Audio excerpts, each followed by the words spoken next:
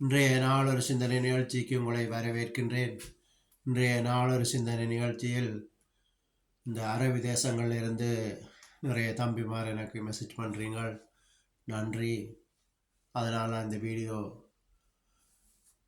இன்றைக்கு உங்களுக்காக செபிக்க போகிறேன். என்னத்துக்காகன்னு சொன்னால், வெயில் காலம், சரியான வெயில் இருக்க முடியாது அங்கே சவுதியில்.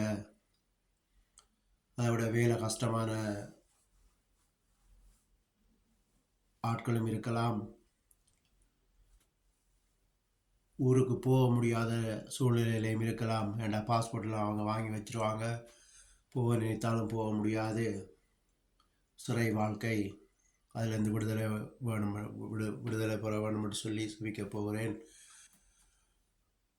இன்னும் பார்த்தீங்கன்னு சொன்னால்,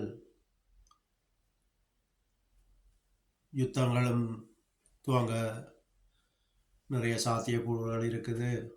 அந்த யுத்தத்திலிருந்தும் நீங்கள் பாதுகாக்கப்பட வேண்டும் என்று சொல்லி செபிக்க போகிறேன். நான் செபிக்கிறதை பார்த்து நீங்களும் அப்படி செபித்தீங்கன்னு சொன்னால், இந்த உத்தர காலம், யுத்த காலம், பஞ்ச காலத்திலிருந்து இயேசு கிறிஸ்து உங்களை விடுவிப்பார்.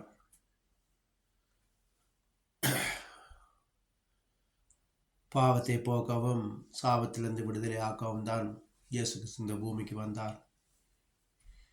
எனவே அவருடைய நாமத்தினாலே நான் உங்களுக்கு செபிக்க போகிறேன். நிச்சயமாக விடுதலை தருவார்.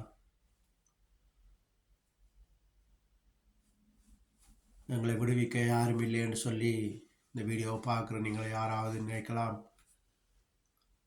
கவலைப்படாதீங்கள், இயேசு கிறிஸ்து விடுவிக்க வல்லவராக இருக்கிறார்.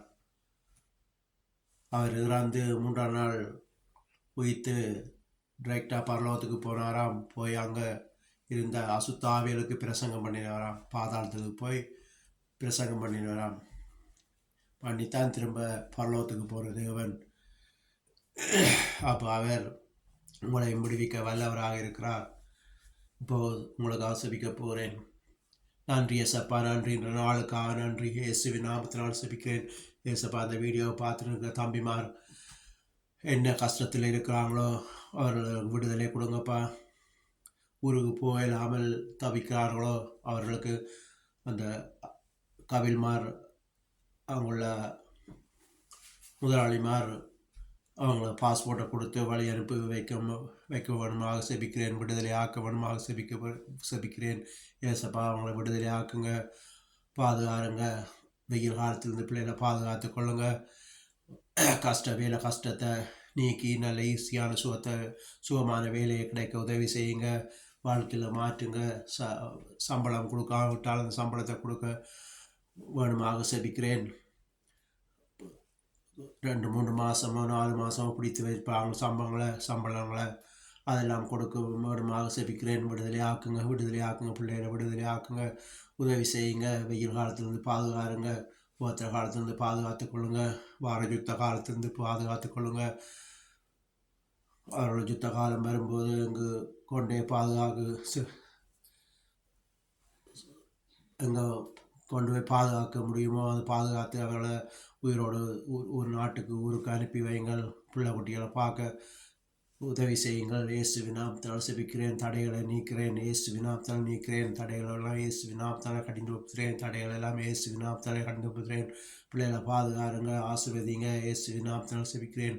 நல்ல வேலையில் கொடுங்க, ஆசீர்வதிங்க. இயேசுவின் நாமத்தால் செபிக்கிறேன். நன்றி அப்பா, நன்றி. இன்றைய நாளுக்காக நன்றி. இயேசுவின் நாமத்தால் செபிக்கிறேன் நல்ல பிதாவே. ஆமேன், ஆமேன், ஆமேன். கவலைப்படாதீங்க, யோசிக்காதீங்க. இயேசு கிறிஸ்து உங்களை விடுவிப்பார். இந்த மாதிரி நீங்களும் செய்வீங்களே. ஏசப்பா, எங்களை விடுதலை ஆக்குங்கள், எங்களுக்கு சுகத்தை தாங்கள். நாங்கள் ஊருக்கு போகணும், பிள்ளைகளை பார்க்கணும், பொண்டாட்டி மாதிரி பார்க்கணும். எங்களை சுகத்தோடு ஊருக்கு திரும்ப அனுப்புங்கள் என்று சொல்லி விடுதலை ஆக்குங்கள்னு சொல்லி நீங்களும் இந்த மாதிரி ஏசப்பாண்டு கேட்க அவர் உங்களை விடுதலை ஆக்குவார், உதவி செய்வார், உங்களை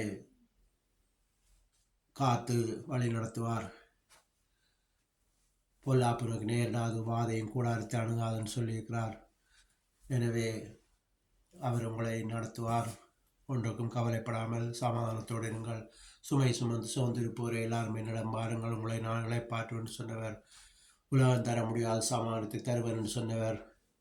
நிச்சயமாக உங்களை விடுவிப்பார், தப்புவிப்பார், பாதுகாப்பார். ஒன்றுக்கும் சோர்ந்து போகாமல் இந்த மாதிரி செபம் பண்ணுங்கள். நிச்சயமாகவே விடுதலை உண்டு. அவர் உங்களை விடுவித்து பாதுகாத்து வழி நடத்துவார் என்று சொல்லி இன்றைய நாளொரு சிந்தனை நிகழ்ச்சியை முடித்துக் கொள்கிறேன். நன்றி, வணக்கம்.